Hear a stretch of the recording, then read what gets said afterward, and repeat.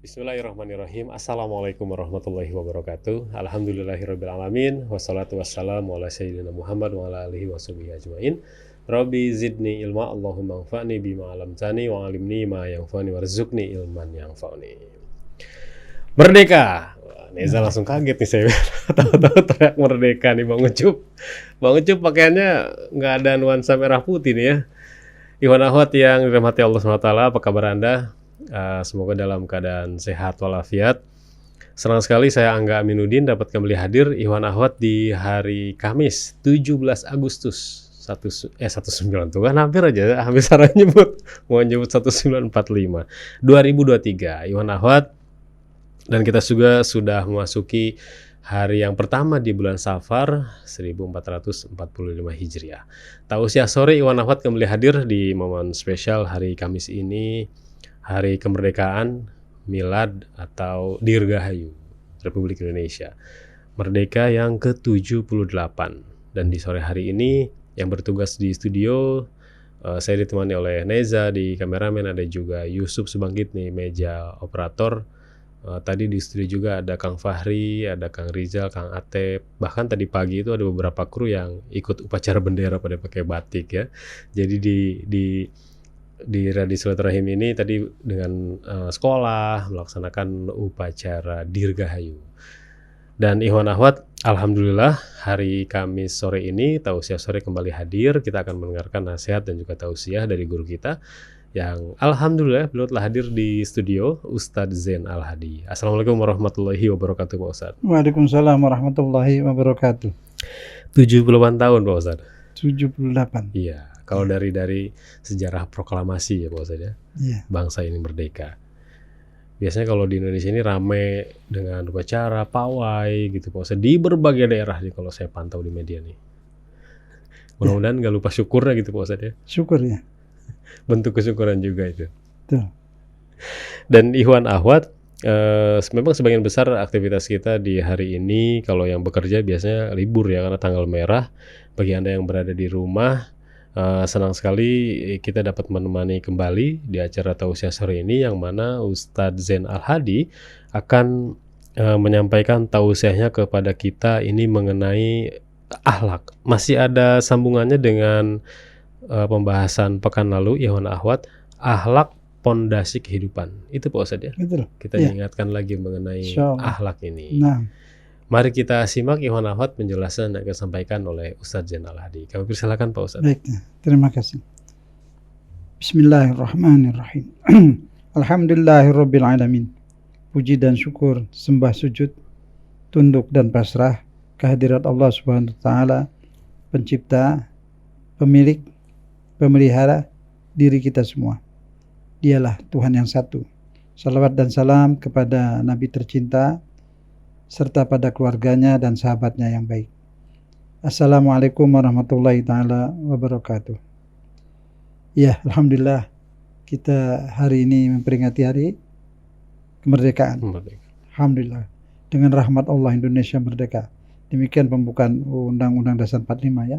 Dengan rahmat Allah. Memang pejuang-pejuang dari para pendahulu kita, mereka berjuang melawan penjajahan dan penindasan. Itu adalah akhlak. Mereka itu berakhlak. Akhlak mereka sehingga negeri ini merdeka. Kita kini sedang bergembira, bersenang-senang, menikmati kemerdekaan. Tapi marilah kita mengingat jasa-jasa para pejuang dan pahlawan kita itu yang telah berkorban nyawa, berdarah-darah, bersusah-susah, berjuang memerdekakan negeri ini. Kita berdoa kepada Allah, semoga Allah terima arwah mereka, diampuni dosa-dosa mereka, ditempatkan di tempat yang indah di surganya. Dan semua kita yang ada sekarang ini semua mendoakan. Nanti sudah sholat dan sebagainya, masing-masing berdoalah untuk para pahlawan pejuang yang dahulu. Bila saudara-saudara mengenal namanya silahkan sebut, berdoa, dan bisa menghadiahkan kepada mereka amal-amal soleh apa saja. Sedekah uangkah pada fakir miskin dan anak yatim atas nama mereka. Jadi hadiahkan kepada mereka dulu, baru berikan pada anak yatim. Itu sampai itu sah, karena kita hadiahkan pada mereka. wajarlah kita bersyukur pada Allah dan mengingat jasa-jasa mereka itu dengan mendoakan dan juga memberi pahala kepada mereka. Artinya uang atau apa kita berikan pada fakir miskin, niat ini kita hadiahkan untuk almarhum bapak-bapak pejuang, proklamator dan semuanya itu. Jadi kita tahu balas budi. Tidak sedikit jasa mereka itu, luar biasa. Nah, hidup bersusah-susah dalam perjuangan dulu itu. Dan itu juga akhlak mereka melawan penindasan, melawan penjajah.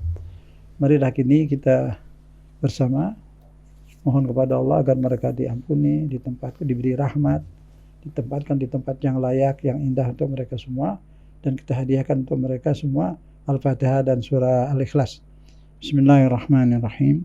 Alhamdulillahirabbil alamin. Ar-Rahmanir-Rahim. Maliki yaumiddin. Iyyaka na'budu wa iyyaka nasta'in. Ihdinas siratal mustaqim. Siratal ladzina an'amta 'alaihim ghairil maghdubi 'alaihim waladdallin. Bismillahirrahmanirrahim. Qul huwallahu ahad, Allahus samad, lam yalid wa lam yulad wa lam yakul lahu kufuwan ahad. Amin ya rabbal alamin. Ya, kita lanjut minggu lalu ya, akhlak pondasi kehidupan. Kita masih ingat ayat yang kita sampaikan minggu lalu, Nabi bersabda, Nabi apa itu, firman Allah Subhanahu wa taala, Nabi disabdakan oleh Nabi, innama bu'istu liutammima makarimal akhlak. Aku diutus Allah ke bumi ini hanya untuk menyebarkan akhlak mulia. Itu hadis ya, riwayat Al-Baihaqi, itu sabda Nabi. Jadi Allah mengutus Nabi itu untuk menyebarkan akhlak. Jadi Islam ini akhlak. Iman itu akhlak. Pancasila itu semua isinya bagian dari akhlak. Kita manusia dihidupkan sementara di dunia ini tidak lama. Allah ciptakan segala kebutuhan hidup kita ada semua. Apa udara semua. Sebelum kita diciptakan apa yang kita butuhkan di dunia sudah disiapkan. Asal dunia terang benderang tanpa malam, diciptakan malam, dipadamkan itu lampu malam itu jadi bulan. Siapkan makanan, minuman, segala apa yang kita butuhkan sudah disiapkan dulu oleh yang bikin kita. Jadi yang menciptakan kita itu enggak kita dihidupkan dilempar di sini tanpa diberi makan, enggak mungkin. Semua apa yang kita butuhkan sudah ada. Sampai yang di padang pasir di Timur Tengah itu tidak ada tumbuhan, tapi yang bikin manusia lahir di sana dan hidup di sana bisa hidup. Kenapa? Allah ciptakan satu buah kurma. Kurma itu saja cukup untuk kebutuhan tubuhnya. Dan anehnya, tidak ada tanaman lain, kurma itu tidak busuk sampai setahun. Kalau kurma busuk, orang Arab sudah punah. Jadi yang menghidupkan itu tahu apa yang harus diberikan kepada makhluknya. Yang dia bikin, dia ciptakan semua, udara, air, segala. Tidak ada yang berani ngaku menciptakan itu, hanya Dia yang satu, Tuhan yang satu. Dia yang bikin kita, Dia yang bikin segalanya. Itu rasional. Minuman, makanan, semua. Hewan juga diberikan kebutuhan. Dan juga diberikan alat-alat bela diri. Diberikan insting. Hanya tidak diberi hak pilih. Hewan tidak punya hak pilih. Makhluk yang punya hak pilih hanya manusia. Manusia ciptaan, bikinan siapa? Manusia bikinan siapa? Bikinan Tuhan yang satu. Diberikan akal. Dengan akalnya manusia itu bisa berbudidaya, bergerak, berbicara dan sebagainya. Nah, kalau segala kebutuhan sudah disiapkan, apakah tidak ada kebutuhan lain? Jadi manusia hidup, segala makanan ada, minuman ada, makan, minum, tidur, tidak dikasih lainnya. Aneh, sama seperti hewan. Manusia makhluk mulia, yang sangat mulia. Setelah diberikan segala perlengkapan hidup, dikirimkan Rasul mengetahui untuk apa hidup di dunia ini. Di dunia hanya perjalanan menuju kembali ke akhirat. Dalam perjalanan ini manusia banyak mempunyai kebutuhan. Kebutuhannya diciptakan Allah untuk dikelola sendiri. Itulah yang dimaksud manusia dikhalifahkan. Dikhalifahkan untuk mengolah alam. Allah bikin padi, rubahlah jadi nasi goreng. Daging ada, rubahlah jadi semur, jadi marak dan sebagainya. Itu manusia dikhalifahkan untuk memakmurkan bumi. Dan dibuat disyaratkan, diberi pengetahuan, diberi kitab. Kitab Al-Qur'an itu adalah isinya akhlak. Akhlak dalam segala hal.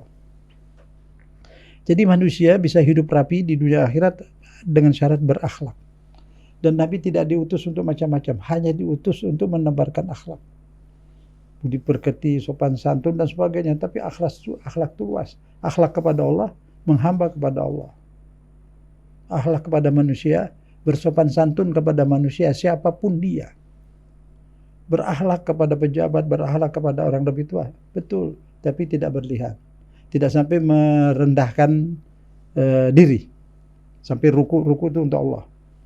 Sopan santun pada pimpinan semua bisa, tapi juga pimpinan sopan santun kepada rakyat. Semua itu berakhlak, semua saling berakhlak. Sekarang sudah banyak berakhlak, tapi kebanyakan berakhlak kepada orang-orang tinggi, yang lebih tinggi derajatnya. Tidak demikian maksudnya akhlak. Akhlak kepada semua manusia, siapapun dia, apapun dia. Berakhlak kepada yang kaya, berakhlak kepada yang miskin, berakhlak kepada pemimpin, berakhlak kepada rakyat. Semua berakhlak. Dan yang paling wajib berakhlak, penegak hukum. Pengadilan agama harus berakhlak, pengadilan tinggi, pengadilan negeri berakhlak. Apalagi itu? Hukum kasas, MK ya, semua berakhlak. Kita rakyat juga berakhlak. Itulah yang diwajibkan oleh agama, oleh semua agama. Nabi Muhammad itu orang pemimpin akhlak. Dia akhlaknya Al-Quran. Nabi Isa sangat berakhlak. Semua nabi-nabi berakhlak. Semua kitab-kitab samawi mengajarkan manusia berakhlak. Allah menciptakan segala kebutuhan manusia. Ketika manusia ini akan menjemput kebutuhannya, jangan sampai terjadi benturan, ada hukum akhlak. Supaya tidak berebutan, sampai terjadi penindasan, penjajahan dan sebagainya dan kezaliman. Itu yang dilarang keras itu. Itu bukan akhlak. Justru akhlak wajib membela kebenaran, membela kebaikan, membela keadilan. Korupsi bukan akhlak. Menangkap korupsi itu akhlak. Jadi kita mesti luas pemahaman kita akhlak itu. Terikat dengan kebaikan dan keadilan. Tapi akhlak itu menghormati semua manusia tanpa batas. Siapapun manusia kita hormati. Dia makhluk Allah. Apapun sukunya, agamanya, mazhabnya, lingkungannya, semua dihormati. Yang kaya, yang miskin, yang pangkat tinggi, yang pangkat sedang, semua dihormati. Semua hamba Allah. Mari kita pelajari betul-betul firman Allah, surat Al-Hujurat ayat 13. Sudah 2 minggu lalu ini. Bismillahirrahmanirrahim.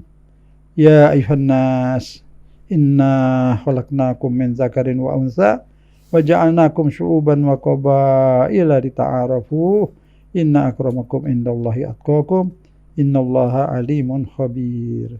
Wahai manusia, ini cuma ucapannya wahai manusia, bukan buat yang beriman saja, buat semua manusia.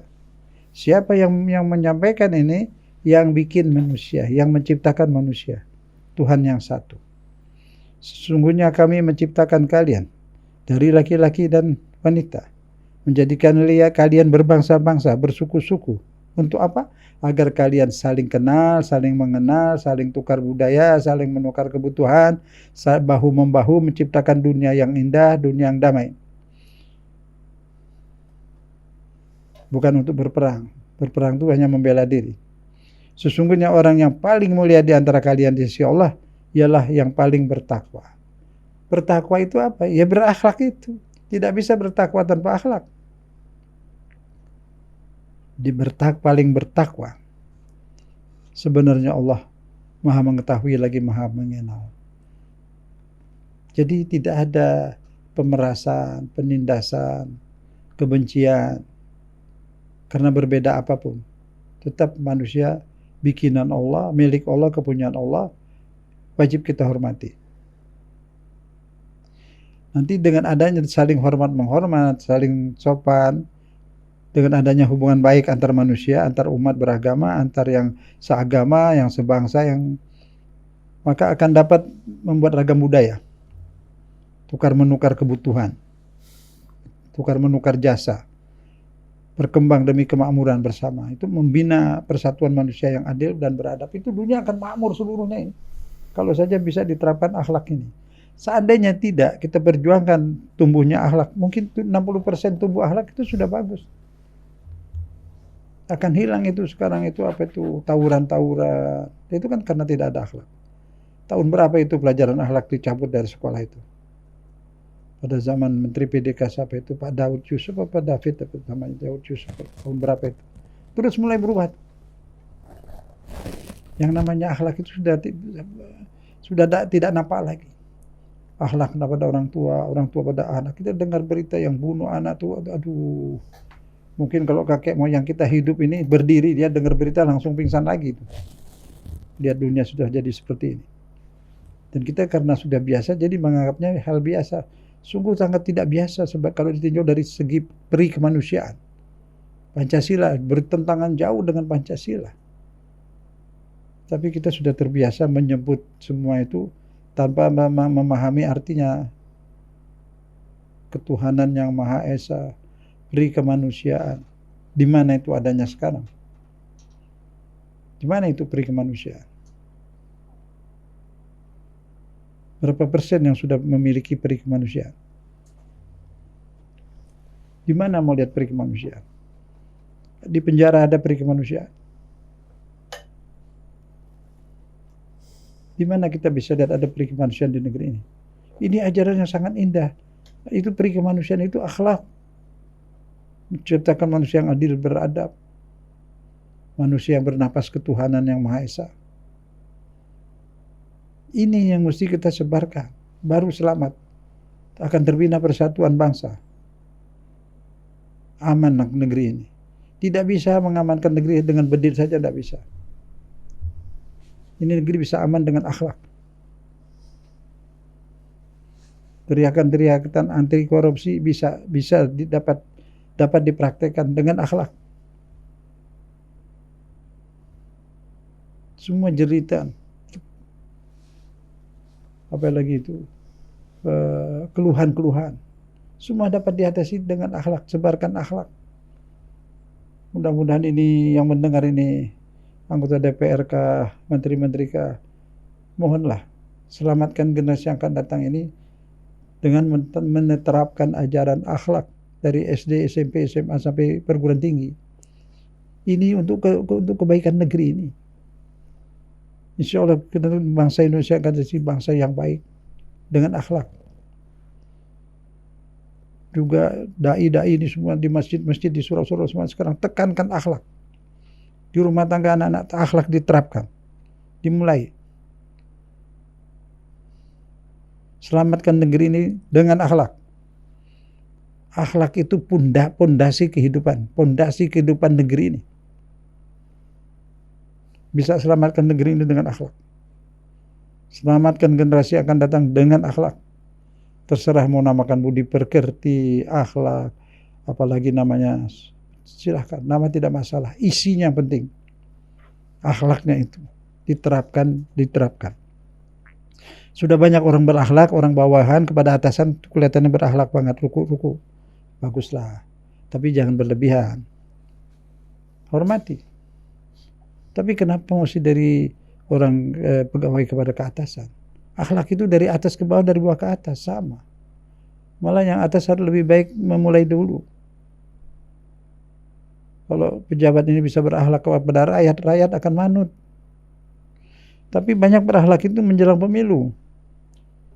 Akhlak itu selamanya. Boleh latihan menjelang pemilu pakai akhlak, ikhlaslah. Ikhlas. Banyak udah mulai ini akhlak tumbuh, tapi kenapa sampai pemilu menjelang pemilu saja sudah selesai pemilu habis itu? Kita berakhlak yang tulus dari hati. Bila kita tulus berakhlak, itulah namanya takwa. Itulah namanya soleh dalam praktek akhlak. Kasihan manusia-manusia ini banyak haus. Haus apa? Haus hak hidup yang layak. Berilah mereka hidup yang layak. Mereka punya hak untuk dihormati. Mereka punya hak untuk berlindung dari hujan dan panas. Mereka berhak untuk mendapat sandang dan pangan yang layak. Allah berikan rezeki di negeri ini berlimpah. Penduduknya mempunyai hak ikut menikmati kekayaan negeri ini. Semua ini bisa berjalan dengan akhlak.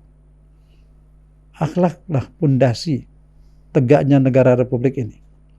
Jangan sampai runtuh karena tidak ada akhlak. Kalau runtuh akhlak, runtuh negeri ini. Boleh lihat. Dalam negeri tidak bisa dipertahankan dengan bedil. Itu perang keluar. Dalam negeri bisa kokoh persatuan dan kesatuan. Berbeda agama, berbeda apapun, bisa kokoh dengan akhlak. Langsung dipraktekkan. Saling menghargai, saling menghormati. Bahu-membahu membangun negeri. Itu akhlak. Pancasila itu bagian dari akhlak. Kenapa hanya disebut terus tanpa dipraktekkan? Mana peri kemanusiaan? Di mana keadilan? Di mana itu kemanusiaan yang adil dan beradab? Semua sampai kapan dibiarkan itu tawuran? Dibiarkan itu pembunuhan dan sebagainya. Sampai kapan bisa dihentikan itu? Kalau kakek moyang kita tahu bagaimana negeri yang sopan dulu. Disebut Indonesia itu masyarakatnya santun, sopan, aman. Mana dia sekarang? Kenapa kita tidak bisa mempertahankan saja? Mestinya menambahkan. Juga umat Islam. Saya masih kecil. Saya ingat kemana saya pergi di kecamatan-kecamatan di negeri ini, di Jawa Barat terutama, pasti ada madrasah Islam. Mengajarkan akhlak. Surau-surau mengajarkan akhlak.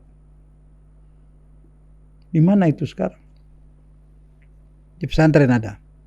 Di mana lagi? Di sekolah-sekolah sebagian masih ada. Apapun agamanya. Tapi saya mohon mengingatkan saja, mohon diperhatikan ini. Pelajaran akhlak untuk generasi yang akan datang terutama. Kita yang tua-tua sudah beginilah keadaan kita. Kita tobat saja rame-rame lah yang sudah usia-usia ini. Tobatlah rame-rame, berhentilah melakukan kezaliman. Marilah kita hidup dengan akhlak.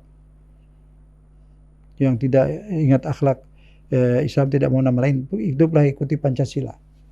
Amalkan aja Pancasila itu damai negeri ini. Semuanya. Peri kemanusiaan yang adil dan beradab. Semua kita harus adil dan beradab. Pejabat, rakyat semua adil dan beradab. Itu Pancasila, itu dasar negara. Kita bisa coba lakukan riset itu. Berapa ini jumlah penduduk yang adil dan beradab, berapa yang tidak. Kita bikin beri hadiah. Departemen atau kementerian mana yang paling adil dan beradab. Kita beri penghargaan. Jadi hidupkan Pancasila itu. Dihidupkan. Kita beri setiap bulan Maulid penghargaan remaja yang Pancasilais. Beri penghargaan. Supaya mereka ngerti, berusaha untuk menjadi seorang yang Pancasilais. Pancasila itu sebagian dari akhlak. 5 sila itu. Isinya semua akhlak itu. Luar biasa. Coba lihat satu sila apa itu. Semua ajaran akhlak. Dan ingat, Nabi Muhammad, ini yang beragama Islam terutama, diutus membawa akhlak. Mana itu dia akhlaknya? Dari Nabi mana? Di mana kita cari sekarang akhlak itu? Nabi Isa demikian juga. Orang minum di tangan, Nabi Isa punya cangkir satu-satunya, diberikan. Itu akhlak.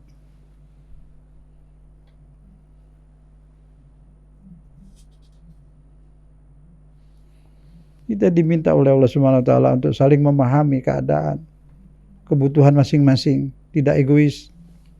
Dengan akhlak kita itu dapat bersatu.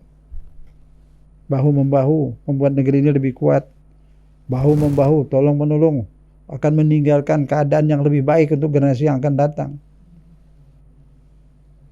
lebih aman dari sekarang, lebih bersih dari sekarang, lebih santun dari sekarang. Itu tugas kita sekarang di sini. Jadi tidak perlu banyak teriak-teriak. Jangan banyak janji-janji ini menjelang pemilu. Buktikan. Dan masyarakat juga cerdaslah. Sesuai dengan amanat itu UUD 45. Mencerdaskan bangsa. Lihat fakta.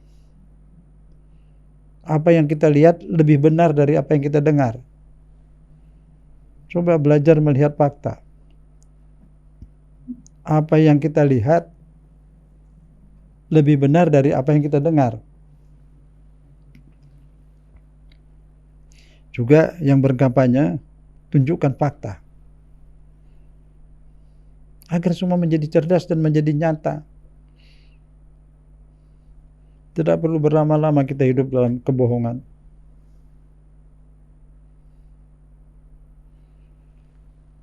Mencari akhlak. Dalam Al-Quran dan kitab-kitab langit, kitab langitan semua ada akhlak. Al-Quran berisi tata cara akhlak Nabi Muhammad SAW. Nabi Muhammad adalah duta Allah di bumi untuk menyempurnakan akhlak manusia. Dan dia sudah 100% mengamalkan Al-Quran. Nabi Muhammad itu Al-Quran berjalan. Dia pernah menyuapi, minggu lalu sudah saya sampaikan, seorang sahabat buta, itu setiap makan Nabi Muhammad yang suapin itu. Berapa tahun. Itu akhlak. Dia pemimpin dunia akhirat lagi. SK-nya dari Allah. Dia mensuapi sahabatnya yang tidak bisa melihat. Dipanggil seorang nenek tua. Muhammad dipanggil ke satu tempat. Dia datang maranin. Didengarkan itu keluhan nenek itu. Itulah Nabi kita Sallallahu Alaihi Wasallam.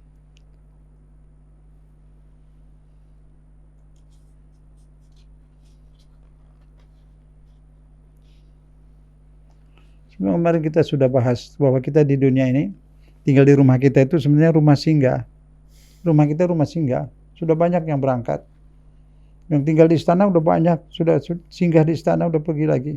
Dari mulai Pak Soekarno, terus Pak Harto, sudah Pak Harto, Habibie, terus apa lagi itu? Gus Dur ya. Semua sudah tinggalkan tempat istana itu. Jadi hanya singgah di istana. Semua. Masih ada lagi yang singgah akan berangkat juga. Ada lagi nanti yang singgah berangkat juga. Jadi kalau pengen jadi raja, jadilah raja di surga. Jadi presiden di surga. Di sini singgah saja. Singgah di DPR udah banyak yang singgah itu udah berangkat. Yang singgah di mana? Sudah berangkat. Hanya tempat singgah. Roji'un. Singgah dalam perjalanan kembali kepada Allah. Badan dari tanah kembali ke tanah. Ruh dari tiupan ruh Allah kembali kepada Allah. Surat As-Sad ayat 72. Bismillahirrahmanirrahim. Nafakhtu fihi min ruhi. Itu firman Allah Subhanahu wa taala. Kutiupkan kepadanya ruh ciptaanku. Jadi pantulan dari ruh Allah. Nah kita sedang berjalan nih, hidup ke rumah, ntar di rumah singgah, pergi lagi ke satu tempat, saya singgah di Rasil, yang singgah di kantor DPR, singgah di pengadilan, singgah di mana-mana tuh, MK di mana, singgah. Ujungnya sampai akhir perjalanan kembali kepada Allah. Ya udah itu. Nah, sampai di sana di hadapan Allah diatur semuanya, ada tata cara di situ. Dimintai pertanggungjawaban. Ketika di dunia apa yang dilakukan, diberi rezeki kemana dibelanjakan, diberikan umur dan waktu untuk apa digunakan. Nah itu semuanya akan ditanya. Kalau yang bikin apa yang kita makan, sadar nggak apa yang kita makan? Biji-bijian, buah-buahan, segalanya bikinan Allah, bukan kita yang bikinan Allah. Apa yang kita makan semua, jambu sekalipun bikinan Allah. Semua bikinan Allah. Itu nanti ada pertanggungjawaban. Tapi Allahnya Rahman Rahim. Walaupun Allah Rahman dan Rahim, hukum tetap ditegakkan. Yang bahaya yang mana? di akhirat itu. Kesalahan vertikal, kesalahan kepada Allah. Allah Rahmanur Rahim, pengampun dan penyayang. Ya, tapi juga dia tegas soal hukum. Dia punya cara sendiri. Bagaimana dia menegakkan hukum, tapi dia juga pengasih dan penyayang. Tapi yang paling berbahaya, dosa merugikan orang lain. Itu dibawa di akhirat, itu pasti diadili. Orang yang sudah putuskan di pengadilan ini, naik ke pengadilan ini, naik sampai ke atas mentok udah wassalam. Tidak. Ada naik banding terakhir. Naik banding terakhir itu di pengadilan akhirat. Itu keadilan Allah. Segala yang tidak tuntas di dunia ini keadilannya naik banding di sana. Nah, ucapan naik bandingnya itu di Rasul sering disebut itu. Hasbunallah wa ni'mal wakil. Itu pengajuan banding kepada Allah. Cukup pada Allah sampaikan, pengadukan kepada Allah. Sudah. Nanti di sana ditegakkan keadilan. Beranikah nanti menghadap di pengadilan Allah? Semua itu pasti. Saya hanya menyampaikan pasti. Kenapa tidak yakin? Pasti itu. Dosa pada Allah, Allah ampunin. Wassalam. Selesai. Pengampun dia. Tapi merugikan manusia, merugikan rakyat, akan dituntut di akhirat. Tidak bisa tidak. Allah memerintahkan manusia menegakkan keadilan. Dia lebih dulu menegakkan keadilan. Saya hanya menyampaikan sebelum kita wafat. Kalau sudah wafat, tidak berguna lagi. Dalam Al-Quran itu banyak orang-orang yang tidak taat kepada Allah di dunia itu. Ketika dia dikenakan sanksi hukum di api, mereka berkata kepada yang lain, lau kunna na'kil aw nasma'u. Seandainya dulu di dunia kita itu mau berakal, menggunakan akal, menggunakan rasio, dan mau mendengar dakwah, tentu kita nggak ada di neraka sekarang. Ya jelas. Mau nggak sekarang gunakan akal? Berpikir. Apakah Tuhan menciptakan kita di dunia sia-sia? Hidup terus mati selesai jadi tanah? Tidak mungkin. Nggak masuk akal itu. Pasti punya maksud. Pasti Tuhan punya tujuan bikin kita ini. Ada yang mau dicapai. Jadi nggak perlu kita bertanya. Sudah dikirimkan Rasul yang ngasih tahu. Kamu di dunia ini diuji saja. Mau beriman apa tidak. Ujian. Surat Al-Ankabut ayat 2. Al-Baqarah 145. Semua banyak situ ujian-ujian itu. Jelas. Kalau enggak, untuk apa kita dihidupkan di sini sementara banyak penyakit, banyak kuman, banyak inilah semua ujian. Pertarungan. Kalau kita bisa bikin diri kita sendiri, saya bikin diri saya, Anda bisa bikin diri sendiri, semuanya. Terserahlah mau diapain diri kita, punya kita kok. Tapi kalau ada yang bikin, ya terserah yang bikin lah.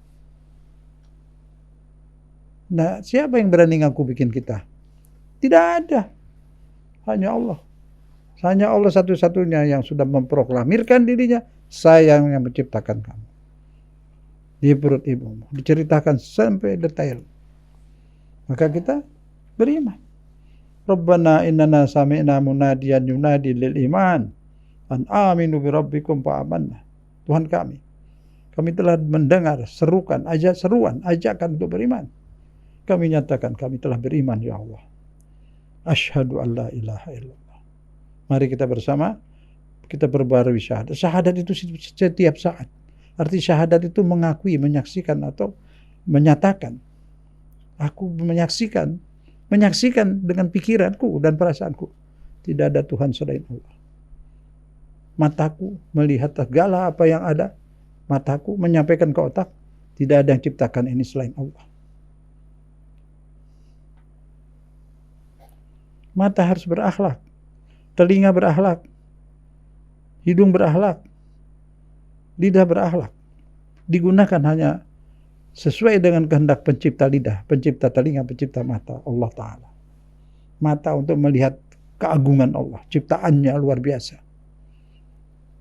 Mendengar, hanya mendengar yang baik yang Allah tentukan. Allah tidak boleh kita mendengar ghibah, kejelekan orang, menyimpan keburukan orang lain.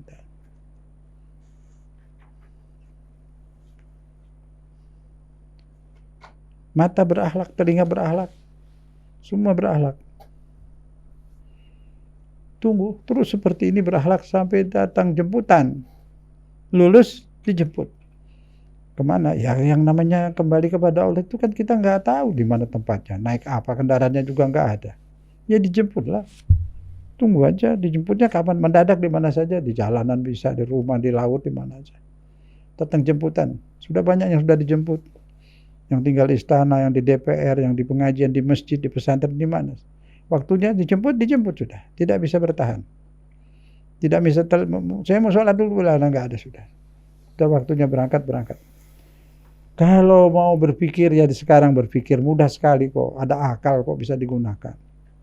Mikirnya gini aja. Saya bikin diri saya apa enggak? Ya tidak. Nah cari yang bikin diri Anda siapa? Carilah. Cari. Kenapa dibikin? Tanya sama dia, kenapa bikin saya? Tidak usah tanya. Saya sudah kirim Rasul. Baca itu Quran. Itu apa kamu dibikin? Quran saya tahu. Dibikin mau diuji. Ujiannya apa? Kenal Allah apa tidak? Beriman apa tidak? Pelajarannya di mana? Bimbelnya Al-Quran. Belajar Al-Quran. Pahami makna-maknanya. Selesai sudah. Nah terus di dunia suruh ngapain? Ya suruh hidup. Ada keperluan hidup banyak. Ambil itu rezeki. Bagaimana cara ngambil? Ya jujur. Jujur ngambilnya. Berapa hak kita ambil itu. Jangan yang ambil hak orang lain. Sudah itu. Itu akhlak. Nah, kalau sudah seperti itu, lulus, dijemput. Baru hidup di sana mewah. Mewahnya mewah beneran, senang. Maka saya bilang mau jadi raja di sana lebih dari raja di sini. Mau jadi apa? Presiden, jadi presiden di sana lebih daripada di sini. Pangkatnya, bajunya mewah, segala abadi selamanya. Tanpa sakit, tanpa gontok-gontokan, tanpa santet-santetan, senang. Mengapa di sini yang begini direbut-rebut sampai korbankan surga, gila. Di sini kan sementara. Senangnya juga terbatas, tidak senang-senangan, bukan senang beneran. Enak-enak saja. Tidak ada bahagia. Bahagia adanya di hati. Hati berbahagia bila dekat dengan Allah. Berakhlak, berzikir. Kita sadarilah, gunakan akal. Adanya Allah itu sangat rasional kalau kita mau berpikir. Akal itu meyakini betul-betul tidak ada Tuhan selain Allah. Akal. Lihat matahari cukup tuh akal bilang, tuh matahari sudah ada sebelum segala ada. Jadi penciptanya bukan yang ada ini. Bukan yang diadakan. Pasti penciptanya yang ada tanpa diadakan. Mudah sekali kok. Semoga Allah beri hidayah kepada kita semua. Iman. Akhlak. Itulah yang kita pegang dalam hidup ini. Iman dan akhlak. Jangan copot iman. Syahadat setiap saat. Arti syahadat menyaksikan. Saya menyaksikan kebesaran Allah. Saya lihat buah-buahan bergantungan. Tidak ada yang bikin. Siapa berani bikin itu? Nggak ada. Mata saya memandang buah-buahan itu bergantungan di pohon. Saya bersaksi. Tidak ada Tuhan selain Allah. Tidak ada yang bikin buah rambutan ini selain Allah. Tidak ada yang bikin beras nasi yang kumakan ini selain Allah. Tidak ada yang bikin kambing sapi ini selain Allah. Itu syahadat. Syahadat itu menyaksikan. Menyaksikan adanya Allah dengan menyaksikan dengan apa? Pikiran dan perasaan. Yang beriman pikiran dan perasaan. Nah, kita pertama akhlak itu harus kepada Allah. Mengesahkan Allah. Kalau kita tidak mengesahkan Allah, apalagi syirik pada yang lain, kita tidak berakhlak.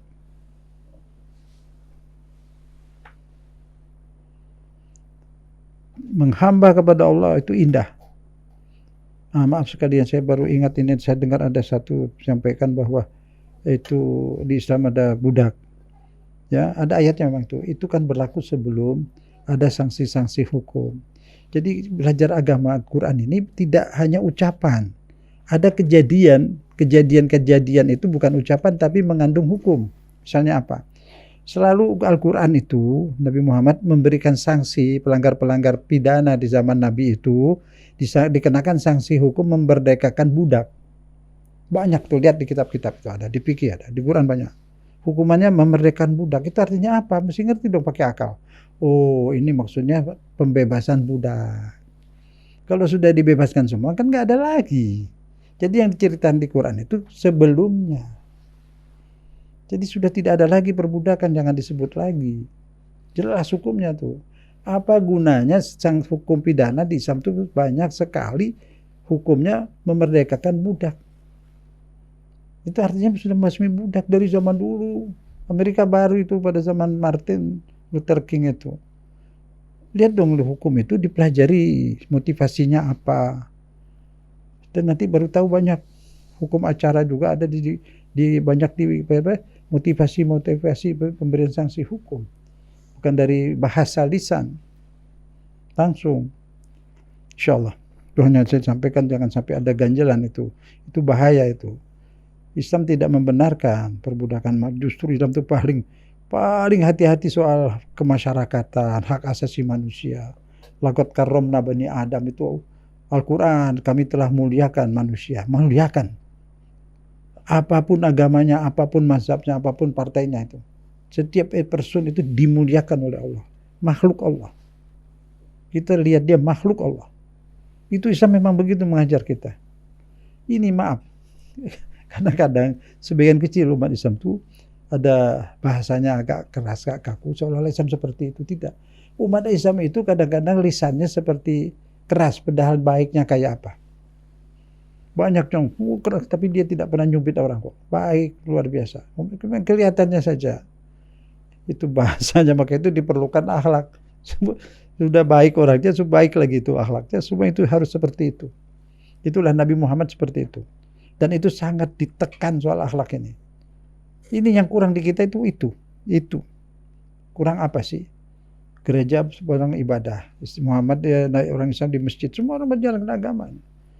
Lebih dari itu diperlukan akhlaknya di dalam bermasyarakat, dalam bernegara. Sangat dibutuhkan itu. Kalau bisa diterapkan akhlak ini dalam kemasyarakatan, bernegara, menjadi pemimpin, menjadi pejabat, menjadi hakim, menjadi ustadz, rakyat kita semua ikut berakhlak. Amanlah. Sudah negerinya makmur, adil, inilah negeri harapan yang itu. Bisa bagus negeri ini. Kalau mau kita semua dipercepat ini penyebaran akhlak. Semua dianjurkan beribadah dengan agamanya masing-masing, silahkan. Islam itu kalau toleransi sangat paling toleransi sebenarnya. Di hukum Islam itu yang diharamkan makan minuman kepada orang Islam, kepada yang non Islam tidak haram. Jadi yang non Islam mau makan daging babi, mau di rumahnya silahkan, di tempat tertutup silahkan, tidak haram buat dia. Malah siapa itu kalau nggak salah ada salah satu imam bilang apabila seorang Islam menjatuhkan botol whisky milik orang non Muslim wajib ganti dan itu harta buat dia. Tapi kalau dia hancurkan whisky milik orang Islam tidak wajib ganti. Nah itu toleransi Islam sampai ke situ. Jadi ini isu-isu Islam seperti itu tuh semua kebanyakan kebohongan itu. Ajaran Islam yang sebenarnya sangat indah, sangat toleransi. Di batas-batas tertentu. Jadi pondasi persatuan dan kesatuan Indonesia ini adalah akhlak. La dina liman la akhlakalah. Tidak ada agamanya bila orang yang tidak berakhlak.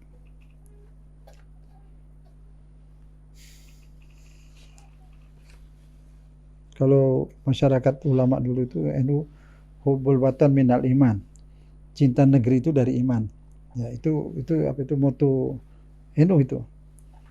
Bagus sekali. Makanya mereka banyak berjuang, tapi dari Muhammadiyah juga banyak, dari semuanya banyak berjuang itu. Islam seperti itu. Sangat menyayangi negerinya, membela negara itu wajib. Berjuang mereka semua. Itu juga akhlak. Tapi kita mengatakan akhlak itu bagian dari iman. Hubbul akhlak minal iman. Hobi berakhlak itu adalah bagian dari iman. Hub itu ya hobi. Termasuk akhlak itu apa? Kita mau memahami keadaan orang lain. Misalnya apa? Air. Kita alhamdulillah negeri banyak air. Tapi ingat, Islam sangat melarang mubazir. Keras itu, innal mubazirin kanu ikhwanu syaitin. Mubazir itu temannya setan. Berwudu pun tidak boleh buang-buang air banyak. keran dibuka besar itu sampai berlimpah, tidak. Kenapa? Ada rasa, perasaan. Bukankah masih banyak saudara kita sekarang yang kekeringan? Beli air. Tidak patut kalau kita tuh buang-buang air. Tuhan yang nggak mau. Siapa yang bikin air ini? Allah. Terus sudah kita pakai kotor, didaur ulang menjadi bersih kembali. Siapa yang mendaur ulang air? Allah juga. Dari sepiteng, dari pelimpahan semua disuruh matahari pelototin itu dia menguap ke atas. Di atas dibersihkan, turun jernih. Tuhan yang daur ulang bersih. Kalau kita buang-buang, kita nggak berakhlak kepada Allah. Jadi tidak boleh itu mubazir air. Masih banyak orang lebih butuh. Juga listrik, siang hari masih menyala banyak itu. Di mana-mana tidak boleh juga itu mubazir. Walaupun mampu bayar, tidak boleh. Masih banyak orang kurang. Nanti kalau kita sudah kurang punya energi, nanti impor lagi tambah susah. Jadi mesti dijaga lebihnya untuk yang lain. Tidak boleh ada mubazir. Walaupun dapat uang banyak, harta banyak, tidak boleh mubazir. Hak guna pakai. Minumlah sebagusnya, makan sebagus semua. Ada lebih bisa dibagi kepada yang lain. Jangan dimubazirkan apalagi terbuang-buang. Itu sangat tidak berakhlak. Jadi ada antipati empati ya. Empati kepada orang-orang lain. Itu akhlak. Kita masuk ke mana nih? Ke kamar mandi, toilet umum itu. Bersihkan, apa salahnya cuma siram. Banyak yang kurang bersih, habis orang yang kadang terburu-buru mungkin terus lari aja. Masih ada tidak bagus. Ya kita siram saja. Bersih. Ya, nggak ada, Allah saja yang tahu. Itu ada seperti itu, akhlak lagi. Ya akhlak itu tidak perlu basa-basi. Basa-basi juga sudah akhlak juga, lebih baik daripada keras dan karuan. Nah, tapi ada memang dari hati. Tidak mau meninggalkan yang tidak baik. Selalu harus meninggalkan yang baik. Itu muslim, itu juga akhlak. Si rebutan saling mendahului berbuat baik. Seperti itu. Di mana-mana. Jadi hubul akhlak juga minal iman, dari iman. Kalau kita mencintai Allah, iman itu kan sangat mencintai Allah. Bila kita mencintai Allah, kita akan menyayangi makhluknya, menyayangi negerinya. Negeri, kita dapat bagian negeri ini yang ada pulau-pulau ini, Pulau Jawa, Sumatera, Kalimantan, Sulawesi, itu bagian kita negara Indonesia ini. Luas, indah, banyak kekayaan alam. Satu pertanyaan, ini yang jadi Republik Indonesia ini, tanahnya, pulau-pulaunya siapa yang bikin? Yang bikin siapa? Terus yang ada di batu bara, ada gas, ada bensin, ada segala macam di dalam tanah itu, siapa yang bikin? Ada yang berani ngaku bikin itu? Berpikir dong. Oh, itu terjadi alam. Alam tidak bisa berbuat. Alam tidak bisa bikin hukum. Alam itu yang dibuat, alam itu yang dibikin, alam itu yang dihukum. Sekarang pertanyaannya, siapa yang bikin alam Indonesia ini? Masa alam bikin dirinya? Apakah kita bikin dirinya? Apa batu bara bikin dirinya sendiri? Enggak masuk akal itu. Jadi menurut rasio bagaimana menurut akal? Ada yang bikin. Pasti kalau ini besar, yang bikin maha besar, maha kuasa. Ya benar. Nah siapa itu yang maha kuasa, yang maha besar? Siapa itu yang ada sebelum segala ada? Karena yang bikin itu harus ada duluan. Ada nggak jawabannya? Siapa? Ada berani yang ngaku? Nggak ada. Ada yang ngaku siapa? Allah. Dalam Al-Quran. Dia menyatakan, saya yang ciptakan. Saya padamkan lampu supaya ada malam ketika saya akan buat manusia. Ada di surat Al-Isra itu. Disiapkan sudah. Udaranya, segalanya. Dia maha kuasa, dia maha kuat, dia maha baik, dia maha penyayang. Dialah Allah Tuhan kita. Mari kita syahadat. Asyhadu an la ilaha illallah. Wa asyhadu anna Muhammadar Rasulullah. Terima kasih Allah menempatkan kami di negeri ini. Negeri yang subur dan makmur.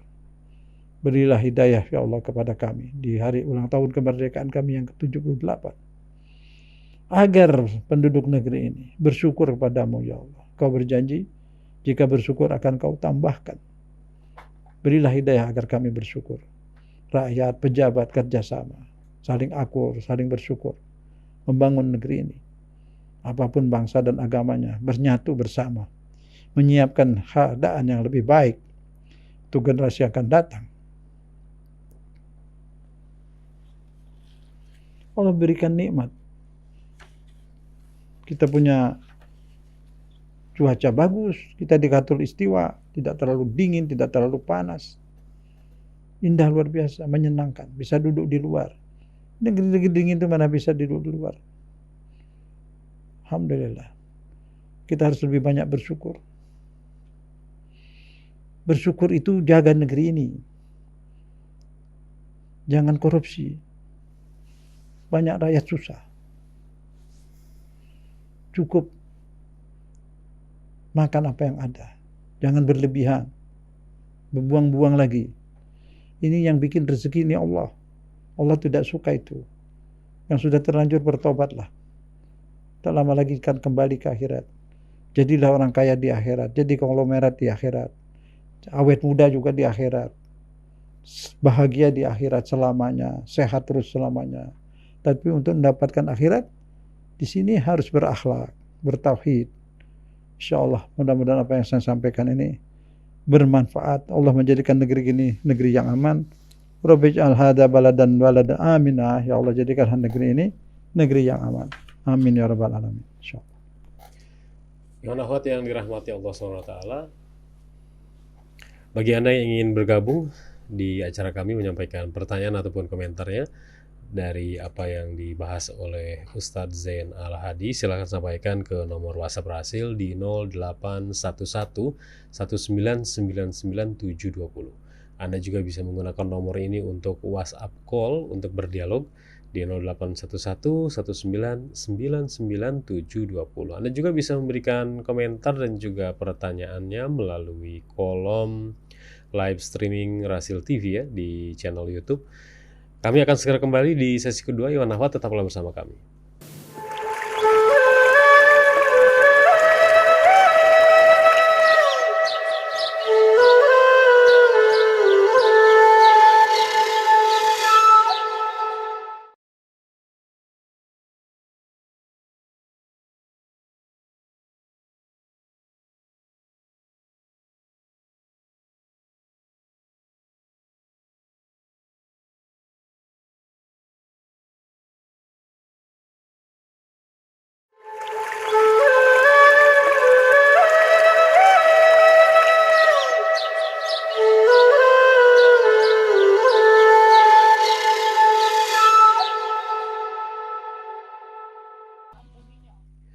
Masih dipancarkan dari Jalan Masih Silaturahim nomor 36 Kalimanggis Cibubur, Bekasi. Iwan Ahwat, Radio Silaturahim untuk Islam yang satu.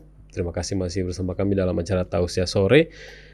Dan kita langsung masuk ke sesi kedua dengan menjawab pertanyaan-pertanyaan yang sudah masuk dari Ikhwan dan Ahwat. Ustadz Zain akan menjawab pertanyaan-pertanyaan yang pertama. Saya akan ke komentar dan juga pertanyaan dari live streaming Rasil TV di channel YouTube, Pak Ustadz. Ada beberapa pendengar yang sudah menyampaikan komentar dan juga salamnya dari kepada Ustadz. Termasuk ada juga yang dari Brunei nih Pak Ustadz. Yeah. Assalamualaikum dari Brunei Pak Ustadz. Yeah. Lalu juga dari Bu Nafisah, ada juga Bu Retno, Bu Ina, dan juga Brian Rahma. Brian Rahma ini menyampaikan pertanyaannya, Pak Ustadz, izin, bagaimana sikap kita jika anak-anak dihina dan dibully sehingga anak-anak kita ini terkena down mentalnya Pak Ustadz, murung, tidak semangat dan lain-lain. Baik, bismillahirrahmanirrahim. Ya, yang pertama anaknya diselamatkan dulu. Ya, bila seperti itu diajak baca Quran, wudu. Ibu bisa baca Al-Quran di hadapan ibu, boleh ini ibu ya, bapak atau ibu ya. Yeah. Tidak ada air di botol apa di wadah apa saja lah. Depan kita tahu kita baca Al-Quran, surat Ar-Rahman atau apa saja. Bisa diminumkan ke anak-anak tuh. Diusap juga mukanya. Insyaallah Al-Quran itu mukjizat. Wa nunazzilu minal Qur'ani ma huwa syifa. Di Al-Quran itu disebut kami turunkan Al-Quran mengandung syifa, penawar hati. Syifa. Penawar hati disebut mafi sudur. Penawar hati. Quran itu sah, tidak syirik itu, karena Quran itu kalamullah, sama juga berlindung kepada Allah, itu bagus sekali itu. Nah itu nanti pelan-pelan di ya dengan kasih sayang dia berasa di rumah banyak lebih sayang, akan hilang sembuh insya Allah. Minum air, itu air diminum juga boleh, air bacaan Quran tadi itu kan di tubuh kita ada air yang dibacain Quran itu kan menyatu, diserap oleh air. Suara kita bisa terekam di besi-besi, di HP, di mana, di air juga terekam lah, masuk dalam air. Nanti sudah diminum menyatu dengan air yang ada di otak itu, di tubuh kita, menyatu itu. Ayat air Quran itu ada di mana-mana. Di mana ayat Quran itu ada, kita bacakan, suara kita melekat di mana-mana. Itu di air. Di mana ada? Sekarang juga di kepala kita ada ayat Quran yang kita hafal. Ayat Quran itu di mana-mana, di dinding-dinding di mana ada. Di udara ada. Di udara, orang-orang tertentu dia baca Quran di udara itu. Jangan bilang tidak, itu bukan sihir itu memang kuasa Allah. Quran, mujizat itu. Kalau turun ke gunung, gunungnya meledak, itu di Quran sebut. Hancur gunung itu. Mujizat. Nah ini kan tulisan, ada di mana-mana. Itu semua kebaikan. Yang datang ke Nabi juga itu tidak bentuk tulisan. Masuk ke dalam jiwa Nabi 30 juz sekaligus. Nanti baru keluar dari situ berangsur-angsur. Jadi ada 2 kali turun. Nah kemudian sekolah ini, DPR ini, kita minta anggota DPR itu mohon percepat ini, bully udah banyak, lebih dari itu, perusakan segala macam di sekolah-sekolah juga anak-anak kita ini. Sudah waktunya. Kalau sayang pada negeri ini, sayang generasi yang akan datang, DPR usulkan cepat itu. PDK cepat. Diwajibkan ajaran akhlak di seluruh SD, SMP, SMA sampai perguruan tinggi. Tolong bapak-bapak, ibu-ibu yang punya kemampuan untuk itu, sebarkan inilah. Selamatkan generasi yang akan datang. Bully juga termasuk karena nggak ada akhlak. Sebenarnya banyak korban, mau apa lagi, tawuran, semua sudah ada. Apakah mereka senang generasi yang akan datang harus begini? Apa ini yang dinamakan modern? Bukan modern ini. Kerusakan ini kembali ke masa jahiliyah itu. Islam itu luar biasa ajarannya, akhlak itu, manusia. Berperi kemanusiaan. Peri kemanusiaan itu berakhlak. Berperi kemanusiaan itu akhlak. Sudah wajib. Menurut Pancasila sudah wajib itu dimasukkan ajaran-ajaran akhlak itu di sekolah-sekolah. Selamatkan cepat. Udah banyak itu anak ibu bully lagi. Itu kan pengorbanan besar. Itu perbuatan berat itu. Kalau diadukan kriminal juga itu. Pidana. Tapi kan kasihan juga anak sekolah harus dipenjara. Hukum itu seharusnya bukan membalas, bukan menghukum, mencegah. Kenapa bisa ada hukum bunuh? Supaya tidak ada pembunuh baru. Mencegah supaya anak-anak tidak jadi pembunuh, tidak tawuran. Kenapa ada maling, ada potong jari lah boleh bentar. Agar tidak ada pencuri lagi. Agar anak-anak itu nanti besar hidup bagus, tidak jadi pencuri. Itu hukumnya mencegah, bukan mencari orang untuk dihukum, mau balas dendam, tidak. Pencegahan. Hukum Islam itu lebih banyak mencegah. Nah sekarang bagaimana mencegah ini yang akan datang? Di sekolah-sekolah ini diterapkan itu ajaran-ajaran akhlak. Kenapa dihilangkan dulu? Itu zaman Menteri PDK apa dulu itu dicabut itu. Kenapa itu menteri itu kenapa sampai hati mencabut pelajaran akhlak? Pelajaran akhlak itu kan kebaikan untuk anak-anak yang akan datang. Aneh. Nah sekarang kita rame-rame ini mohon bikin surat apalah masing-masing dengan caranya itu agar pelajaran akhlak dihidupkan, dikembalikan lagi di sekolah-sekolah. Bapak Ibu semua yang mendengar itu lah dengan cara apapun sampaikan secepatnya. Kasihan anak-anak. Sayang anak-anak bangsa tuh ya ini caranya. Bukan harus mereka dijejali terus musik sih boleh berapa persen. Tapi kalau musik segala macam tidak ada akhlak seperti ini bagaimana? Bagaimana bangsa yang akan datang? Kalau cinta negara, cinta bangsa, ya selamatkan. Akhlak tidak ada jalan lain. Ajarannya indah kok, akhlak ngajarin sayang, ngajarin bersatu, beda agama, beda suku, beda apapun tidak masalah. Itu akhlak. Ajarin pohon pun kalau tidak ditebang. Itu akhlak. Akhlak pada Allah, akhlak kepada bangsa, akhlak kepada tetangga, akhlak kepada manusia, akhlak kepada orang tua. Itu harapan orang tua ada di Quran. Rendahkan sayap wahai nak. Apa sayap? Panca indera. Mata jangan dibuka lebih besar di hadapan ibu bapak. Menunjuk aja juga rendah. Muka lebih menunduk daripada ibu bapak. Tidak boleh lebih tinggi. Suara tidak boleh lebih keras. Di surat Al-Isra itu. Itu akhlak. Bukan banyak. Mana sekarang? Loh, itu kan niru film-film itu. Di Eropa anak-anak ngelawan. Di Eropa itu sebagian besar negara Eropa itu anak sejak lahir dibayar oleh negara, dimasukkan di gaji bapaknya atau ibunya, tidak ada hubungan. Sudah dewasa dia kalau mau tinggal ibu bapaknya sebagian besar bayar kos sudah umur 18. Kalau di kita tidak, Islam tidak begitu. Tanggung jawab bapak, tanggung anak, ada wajib memberi nafkah kepada anak, ada hubungan kasih sayang. Sehingga kalau orang tuanya sudah jompo, udah tua dipelihara. Kalau di sana sudah tua, orang-orang tua tuh di tempat jompo. Anaknya nengokin juga enggak. Kebanyakan, ada sih yang tidak. Kebanyakan seperti itu. Putus hubungan seperti anak ayam sudah besar masing-masing. Jangan begitu. Apa kita mau tiru seperti itu? Ya tidak dong. Lain lubuk, lain ikan. Lain negeri, lain budaya. Kita punya cara sendiri. Ke teknologi silakan, administrasi silakan ambil dari sana. Tapi kehidupan berumah tangga, bermasyarakat, kita punya sistem sendiri. Punya cara sendiri, tidak bisa diadaptasi dari tempat lain. Nah ini kalau seperti ini bagaimana? Di sana nggak ada kayak gini, ditindak tegas. Jadi kenapa harusnya rusak yang kita ikuti? Ambillah dari sana tuh segala yang baik. Ya, banyak yang baik, administrasi yang rapi, penegakan hukum, teknologi dan sebagainya itu boleh-boleh saja. Kita udah maju tuh alhamdulillah sekarang ada teknologi baik insya Allah. Tapi ini masalah anak-anak ini supaya dia bisa menjadi orang baik, bisa punya sumbangsi yang baik untuk negeri ini. Ya dia sekolah, dia harus selamat. Itulah bapak-bapak, ibu-ibu bantulah kita sebarkan, majukan permohonan ke DPR itu rame-rame, bikin surat minta agar dibuat peraturan lagi. Ada pendidikan akhlak di sekolah-sekolah, insya Allah. Baik. Kita ke pertanyaan selanjutnya Pak Ustadz. Ada Ibu Aminah Asri di Pekalongan. Assalamualaikum warahmatullahi wabarakatuh. Pak Ustadz Zain, terima kasih atas ilmunya.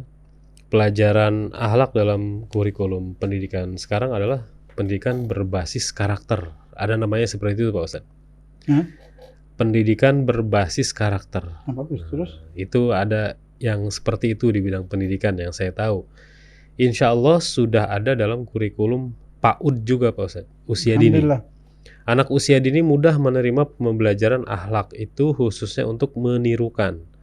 Sehingga para guru PAUD harus benar-benar berhati-hati dalam berbicara dan bertindak. Ya. Memang harus ada kerjasama antara guru, orang tua, dan masyarakat dalam mencetak generasi supaya berakhlak mulia. Benar seperti Ustaz sampaikan pada tausiah yang sebelumnya, mempraktekkannya harus bersama-sama.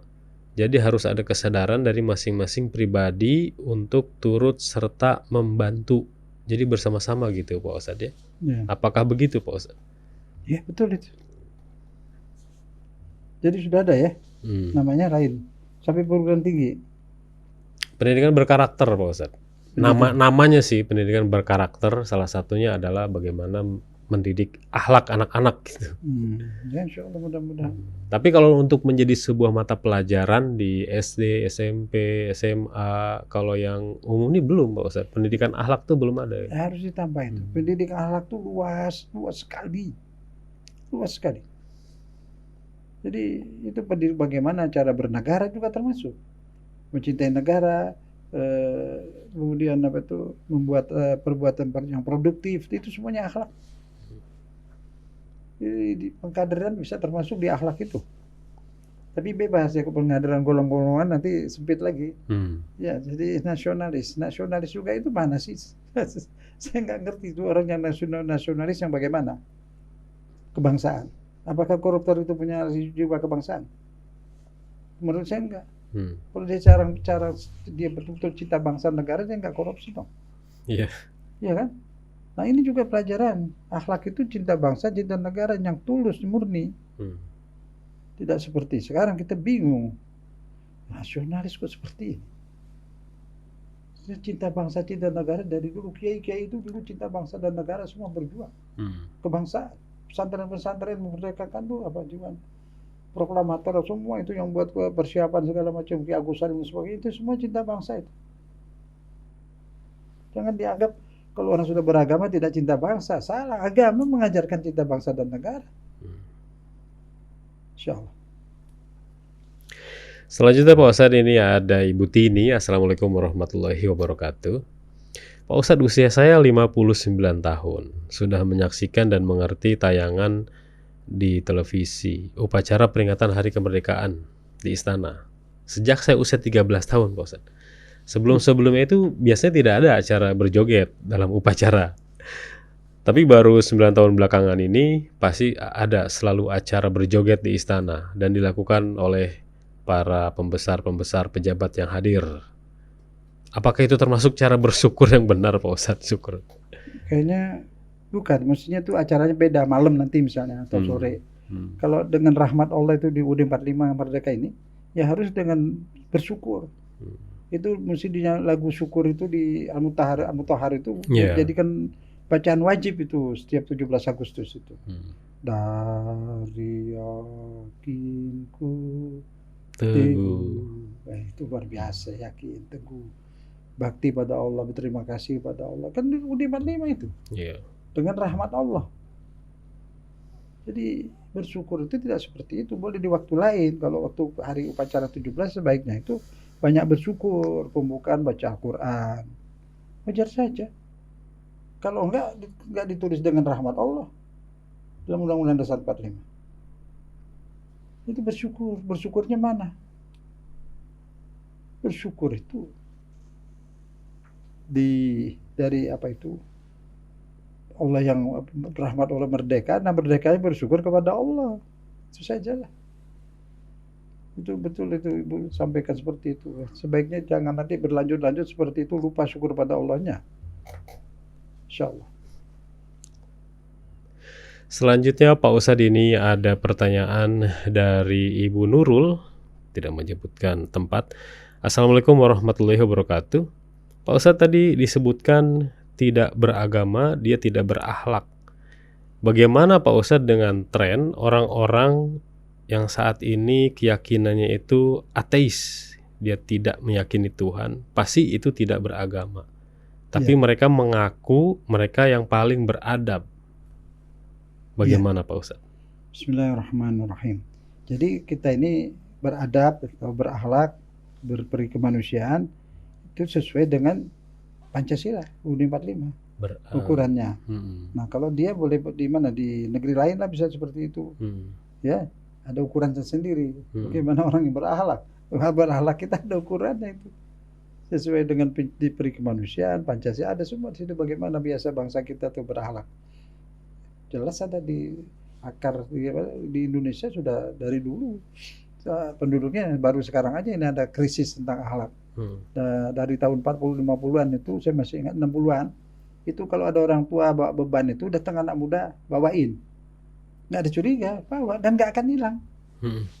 Tahun 65 aja masih bisa orang dari daerah mana di masjid, bapak dari mana, dari sana, tidak punya tempat tidur, tidak ada, mari ke rumah, lihat tetangga masjid aja nginep, aman itu.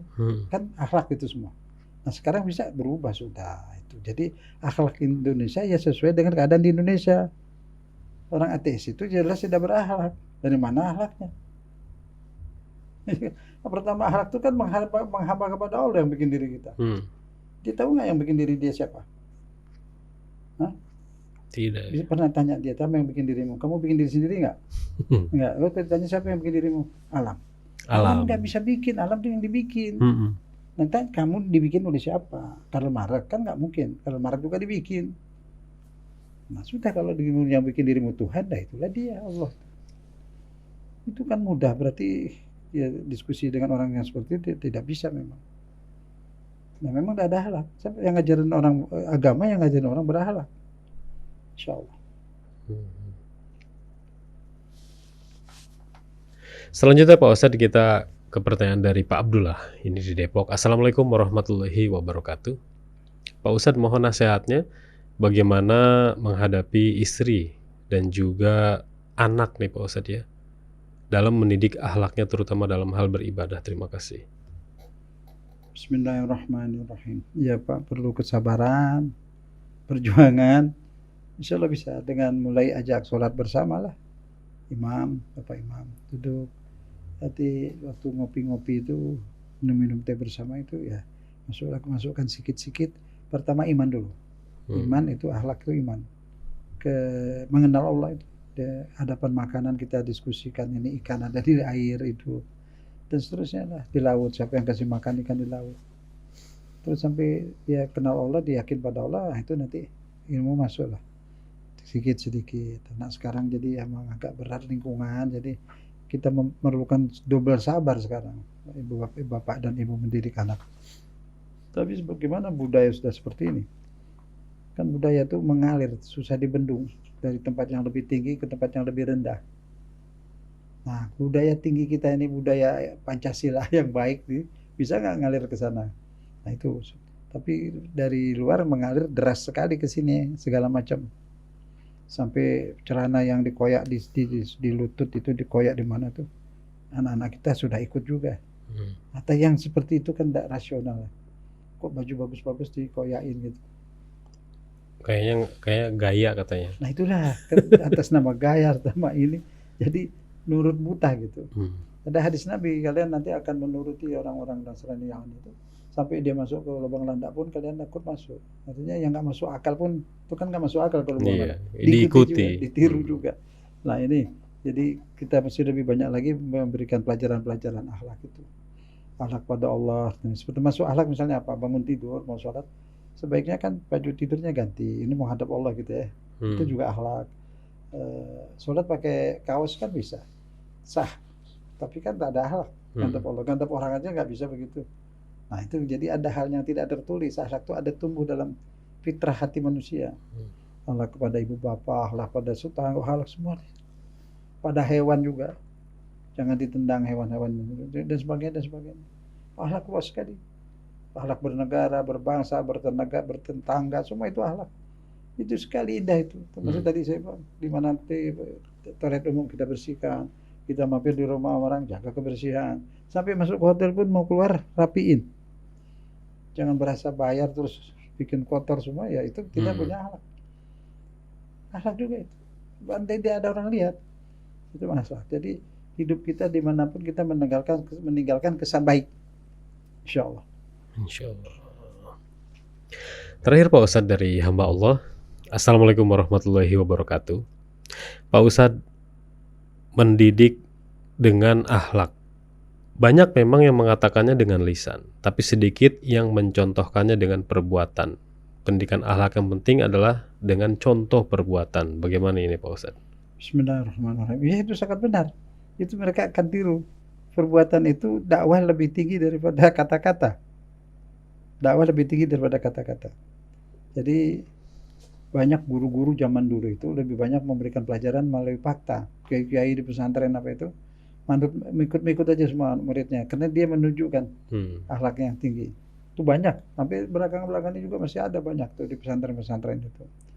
Jadi murid-muridnya meniru itu kiai-kiainya yang berakhlak itu banyak kita nemuin yang lalu ya, yang lalu banyak sekali. Jadi betul apa yang disampaikan. Di rumah juga begitu. Jadi ayah dan ibu tuh lebih banyak memberi teladan, karena mereka akan ikut semua, gayanya semua akan ditiru. Jadi betul lah itu. Jadi kita mulailah di masjid-masjid, di pesantren-pesantren, dihidupkanlah sampai ke kampung-kampung, terus kemana-mana itu dimulai dihidupkan. Insya Allah tampaknya udah mulai banyak nih dari anak remaja-remaja masjid ya, banyak sudah berakhlak tuh. Nah, itu dikembangkan aja terus, dibina semua tuh. Banyak yang udah aktif di ormas Islam sudah banyak berakhlak tuh. Tinggal diteruskan. Ini yang di luar masjid itu yang belum, ya, yang di remaja-remaja sudah itu kelihatan banyak tumbuh. Di ormas Islam banyak tumbuh. Di Muhammadiyah tuh banyak, di NU ada juga. Saya banyak menemukan mereka kadang di kampung lagi dakwah. Banyak remaja ya. Nah, itu bisa dikembangkan terus, remaja masjid, ormas Islam itu terus banyak sudah berakhlak. Juga di ini sekolah-sekolah itu apa namanya itu? Persatuan apa namanya? Yang Islam tuh di SMA, SMA ada itu. Pesantren. Enggak, Ah, di maksudnya grup pengaji. grup rohis. Rohis. Nah, itu banyak pahala. Saya perhatiin. Sebelah saya itu ada SMA berapa itu. Setiap saya lihat mereka keluar dari kelas itu rame-rame. Jalan rapi, nggak ada yang berantem, ribut, nggak ada. Nyetor mobil juga rapi. Saya bertanya ke sana, apa ada rohis? Ikut rohis itu, alhamdulillah kita. Terima kasih kepada rohis itu, alhamdulillah. Nah itu bisa terus tuh berkembang gitu. Itu sudah maju itu, insya Allah. Insya Allah. Baik Pak Ustadz, itu pertanyaan terakhir yang bisa kita jawab. Akhlak sebagai pondasi kehidupan, sebagai penutup dari Pak Ustadz, apa untuk tausiah syair kita kali ini? Ya, insya Allah. Ini pada peringatan 17 Agustus, bagaimana meningkatkan generasi yang akan datang itu lebih baik. Jadi materi-materi bangunan-bangunan semua itu indah. Tapi kalau tidak ada akhlak itu menjadi bahaya. Jadi harus kita kembangkan, Bapak Ibu semua lah, rame-rame ini rohis dimajukan itu. Akhlak ini yang penting untuk jaga itu semua. Kita berdoalah supaya negeri ini Allah beri hidayah dan rahmatnya untuk bangsa ini, dan diselamatkan dari tangan-tangan jahil yang mau merusak, dan Allah persatukan hati seluruh anak bangsa ini, dan semua dapat mempelajari akhlak dan mengamalkan akhlak dan hidup bersama dalam keadaan santun, damai. Semoga Allah limpahkan ampunan dan ridhonya Allah kepada para pemimpin dan pejuang yang sudah kembali wafat pada Allah Subhanahu wa taala. Jasa-jasa mereka ini alhamdulillah kita dapat hidup di alam merdeka. Allah Subhanahu wa taala memberikan pada mereka imbalan yang baik, daya yang baik, dan mengampuni dosa-dosa mereka. Allah hazini ya qudin sallallahu alaihi wasallam. Al-Fatihah.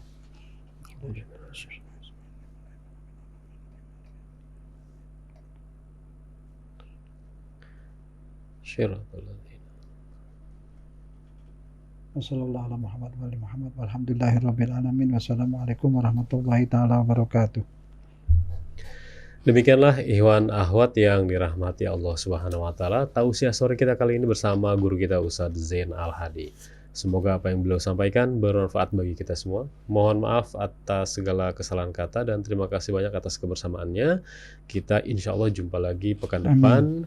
Dan semoga Ustadz selalu sehat. Amin. Kami undur diri.